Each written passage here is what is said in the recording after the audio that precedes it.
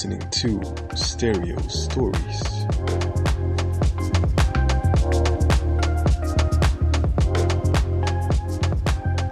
Hello, this is Karina Carrasco speaking for Stereo Stories podcast. So welcome y'all. So today we're gonna talk about music. I'm gonna be talking about my experiences and explore how music connects to identity, trends, and even culture. So first of all, I wanna introduce myself. As I said before, my name is Karina Carrasco.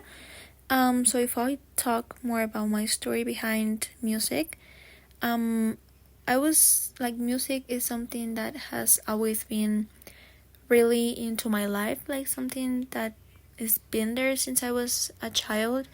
I really enjoyed music, enjoy listening to music since I was very little with my sisters and even by myself. Like I feel that's the times where I can relax, I can listen to music, I can like think and like stay calm. And if I'm honest, I never was the type of person of listening to really hype music, like to hype songs. I was always more of like a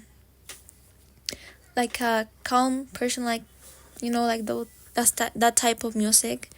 So yeah, but I feel like in my experiences I started being more open-minded in music since I joined mariachi. I always liked singing, and singing and listening to music has always been with me since I was very little. So I feel like joining mariachi and starting to listen to all those kinds of songs, it really made me like open my tastes in music. I really enjoy lyrics more. I really like to sing those. I feel like it really makes me feel more the song. So yeah. Well, if I'm starting this conversation, I wanna talk about the best songs throughout the years, and this is based on the last 25 years of music lately. So, according to an article by William Mumford, published in The Guardian on April 25, 2025, the way we consume music has shifted dramatically over the past 25 years, from a chart culture to a personalized playlist. So first, we start with the 2000s being shaped by Bob the Builder, Can We Fix It? Well, I was born in 2006, so I personally never heard of this song, but if it's in the chart, it must be good. So there are 25 years of music and 25 songs, but some of the ones that really caught my attention are Love the Way You Lie, Somebody That I Used to Know, and Shape of You.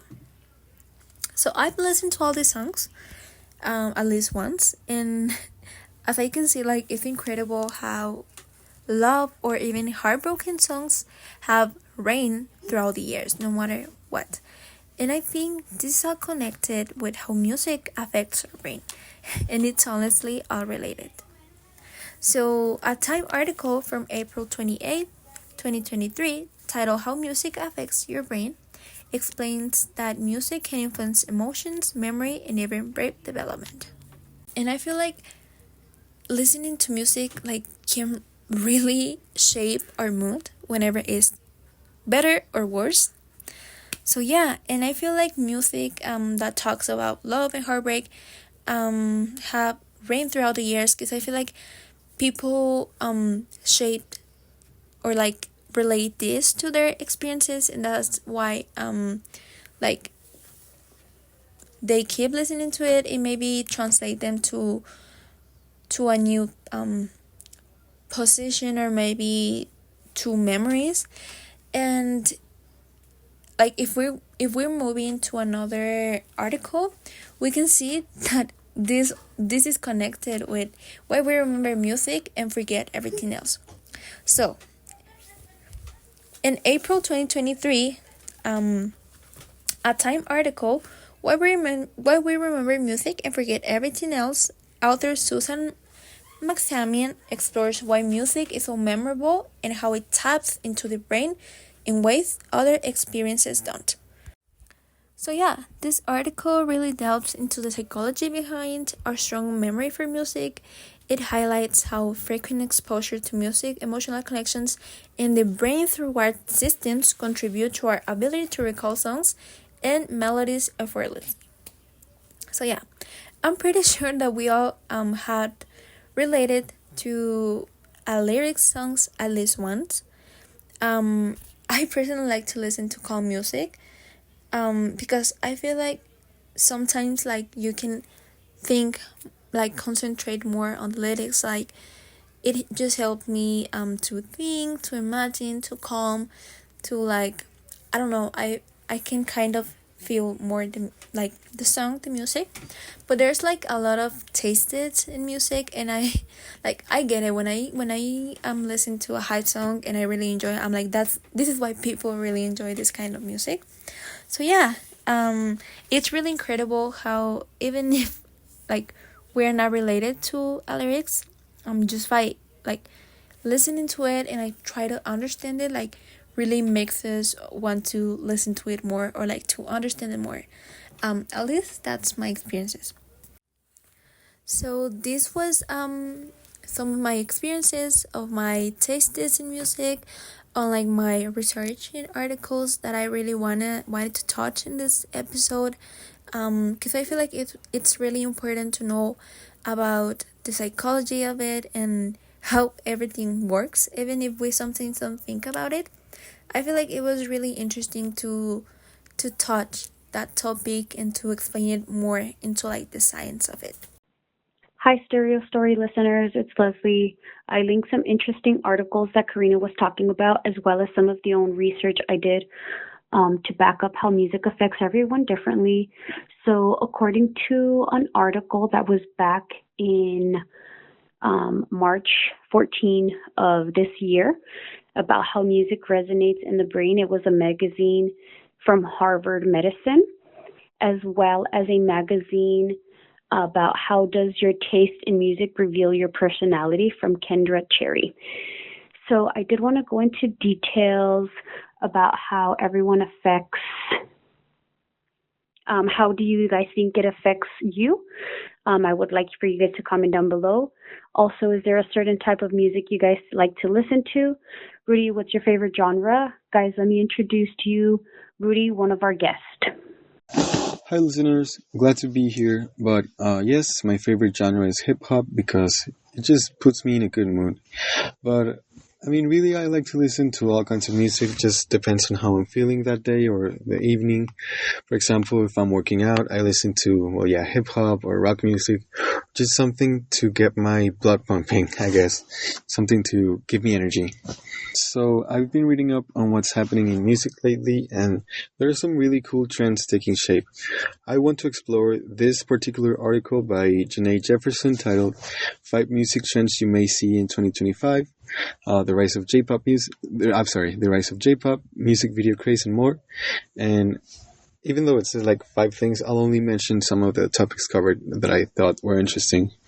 So first up, yes, J-pop is blowing up globally.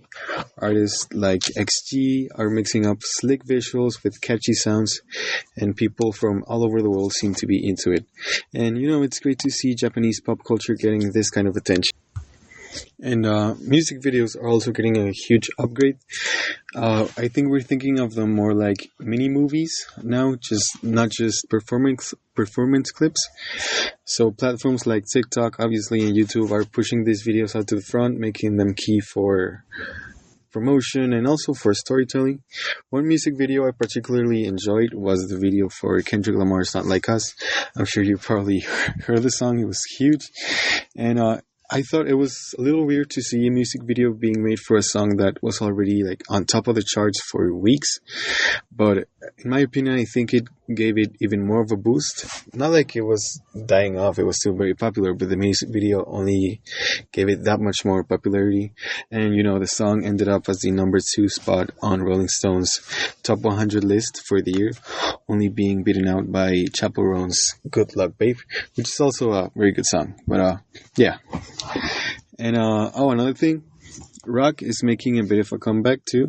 New bands are channeling the classic rebellious energy, while some of the older acts are heading back on tour and reminding us why rock still matters. Which leads me to my next topic, and I want to start. This is really interesting. So there's this really exciting thing happening in Mexico right now, more specifically in its underground scene, and it's all about rock.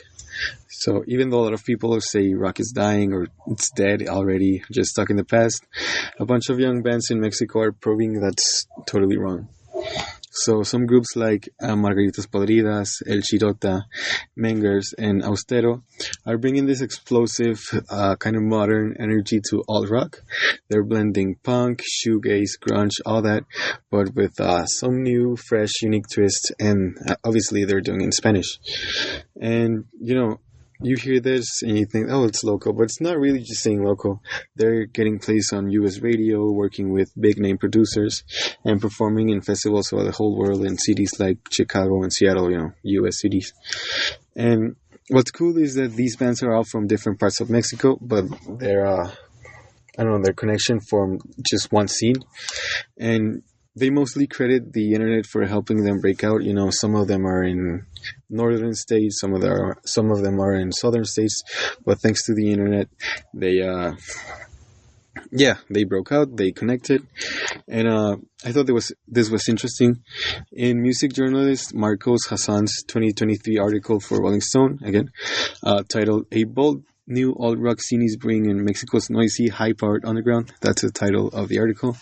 He actually got an interview with Carolina Enriquez, which she's the sort of front woman, vocalist and bassist for Margaritas Podridas. And she said that actually like reggaeton and trap music made it possible for people to get used to listening to music in Spanish. So thanks to those genres, like more people throughout the whole world started listening to music that's in Spanish, not just in their language, not just in English, for example. And thanks to that, some more music in Spanish that maybe not as marketable, I guess, as reggaeton and trap, they started gaining more popularity just because people got more used to hearing music in Spanish. These bands, they're doing it.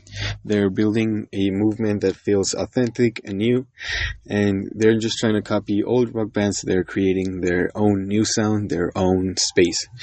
And it's working. Rock might not be topping the charts, but thanks to these bands, it's very much alive and loud in Mexico. So thank you so much. I hope you all enjoyed.